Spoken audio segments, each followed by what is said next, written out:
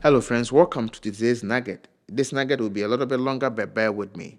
September 11, 2001, days after the September 11 attacks, President George W. Bush gave the CIA the authority to capture, detain, and kill Al Qaeda operatives around the world.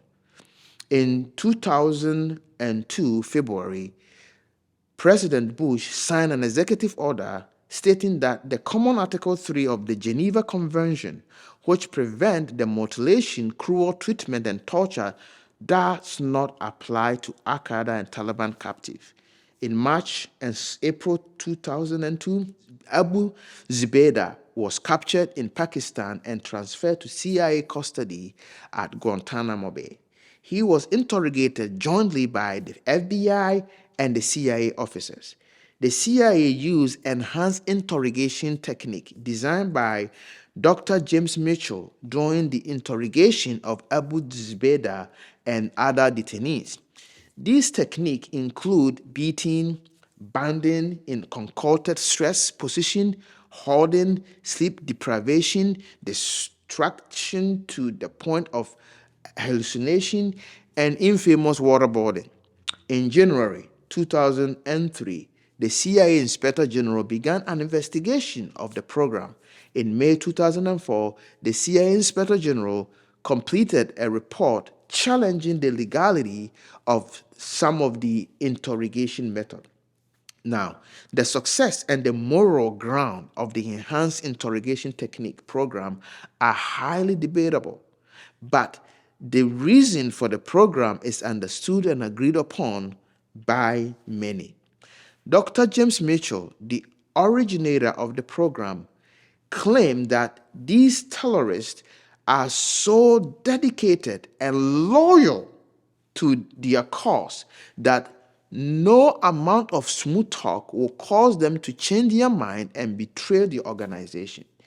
He asserted that the only chance to break them is through these enhanced interrogation techniques. In other words, these techniques are the only means to force them to change their mind even if they do not want to. But we read in the book of Revelation chapter 16, 8 and 9, about the fourth angel pouring out his vial upon the earth and causing men to be scorched with great heat. And the fourth angel poured out his vial upon the sun, and power was given upon him to scorch men with fire. And men were scorched with great heat and blasphemed the name of God, which has power over the plagues, and they repented not to give him glory. Despite this extreme suffering, the text says that they blasphemed the name of God, which has power over these plagues, and they did not repent to give him glory. This stubbornness highlights a critical truth. The heart of the wicked are so hardened that even the severest punishment from God could not break them to change their mind. You contrast that with the book of Revelation chapter 7 verse 13 and 14 speaks of those who came out of the great tribulation, having washed their robe in the blood of the Lamb. And one of the elders answered, saying unto me, what are these who are arrayed in white robe? And hence came they. And I said unto him, Sir, thou knowest. And he said unto me, these are they who came out of great tribulation, and have washed their robe, and made them white in the blood of the Lamb.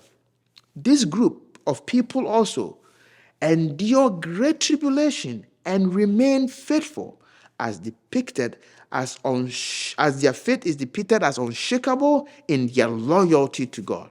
You cannot break them. Their minds are made up, and their commitment to Christ is unyielding, even in the face of intense persecution and trial.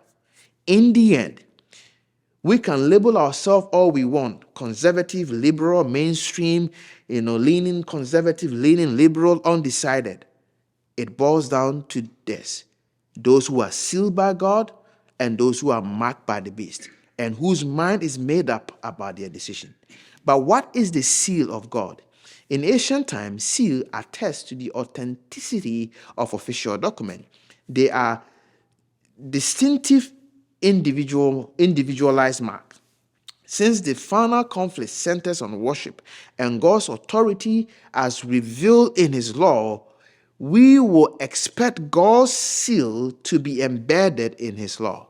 So when we read the book of Exodus chapter 28 verse 8 to 11, we find the Sabbath commandment which contains three elements of an authentic seal: the name of the Lord, his title as creator, and his dominance over heaven and earth. The Sabbath is God's sign of authority and the test of our loyalty. Revelation chapter 14 verse 6 to 12 show the importance of worshiping the creator and warn against worshiping the beast. The observance of Sabbath is central to this message, as it is a sign of true worship and our allegiance to God. Ellen White writes, as we near the close of time, the demarcation between the children of light and the children of darkness will be more and more decided. There will be more and more at variance. Special testimony to Battery Creek, and also found in Last Day Event, page 215, paragraph 3. She also wrote again in the same book, true observance of the Sabbath is a sign of loyalty to God. And this is found in Last Day Event 220. As we approach the final crisis, the distinction between those who are sealed by God and those who are marked by the beast will become clearer. Our daily choices, our faithful in small things, our commitment to God's commandment, particularly the Sabbath, will determine our place in the cosmic conflict. Let us strive to be among those who are marked by God, faithfully observing his Sabbath and living life that reflect the character of Jesus. By doing so, we will be prepared to stand firm in the coming crisis and receive the seal of the living God, ensuring our place in his eternal kingdom. And that is our long nugget. Thank you for studying. I will see you tomorrow.